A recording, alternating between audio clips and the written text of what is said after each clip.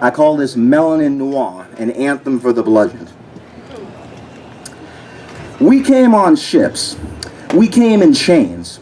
We didn't know where we were going, and the sense of steering was not in our own hands.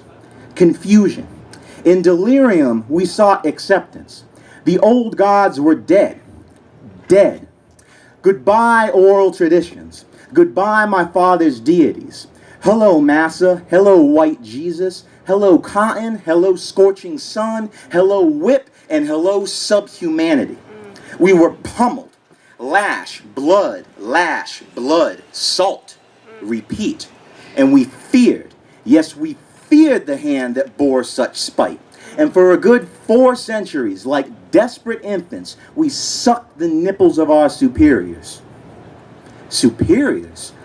Why are they superior? Somebody finally asked. And it took that spark, one tiny blue-red flame, to ignite the funeral pyre of our submissive sodomy.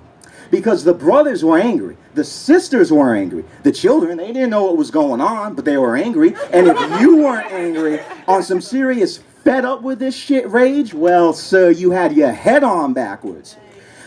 And at first it was calm. It was all chill. We just had our marches, had our protests, had our little sit-ins and sang, "We shall overcome." But we made one false guess. We assumed that the swine would fight our grass with water. But no. They fought our burning bush, our growing bush, with flame. And when we got militant, when we intensified, oh my brothers, the flames torched us into ashes and they raked what little was left. They sent pigs in the street to knock us senseless. They sent assassins in the street to slaughter our messiahs. And they pushed drugs in the street to make us blubbering idiots. With the Indians, it was alcohol. With the Vietnamese, it was Agent Orange. And with us blacks, it was cocaine. Chemical warfare. Different style, same principle. You think crack's appearance around the time of Black Power was coincidental? Well, take a second guess. Even Brother Huey died getting shot by a crack dealer. So you tell me, who really won the revolution? See, we were originally pets, but we pets were let off our leashes. And then we were only pests. We were monsters. And a monster has its own mind. A monster can't be tamed. So the monsters had to go. We were no more than roaches, with guts plastered on the boots of the righteous ones. And it was a clear signal, haunting but effective. Stand up and you will get knocked the fuck down.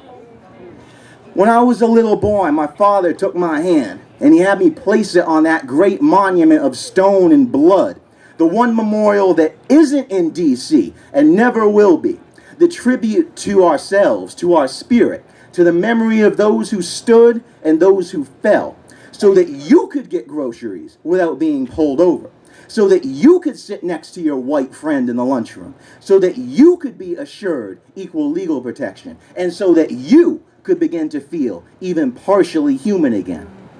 Martin Luther King Jr., Malcolm X, Medgar Evers, Huey Newton, Fred Hampton, Stokely Carmichael, Assata Shakur, Angela Davis, and so many more.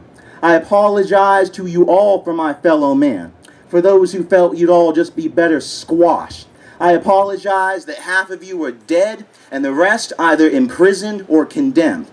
And I know what the powers think, what the privileged think, that I'm just playing the race card, that I'm just stuck in the past and I'm sowing the seeds of bitter memories by not letting go. Because how dare I feel anger for the enslavement of my ancestors? How dare I feel fury because our efforts were bulldozed? How dare I hold on to these better memories? How dare I, right? But nobody can throw stones until they've run the marathon. And my Nikes, our Nikes, have been to Athens and back. And they're not soon forgetting the journey. It was once said that to remain ignorant of the past is to be a child forever. But I'm no child. I'm a man, a black man. I know my people's past, I can feel our present, and I can see our future shining over the mountaintop.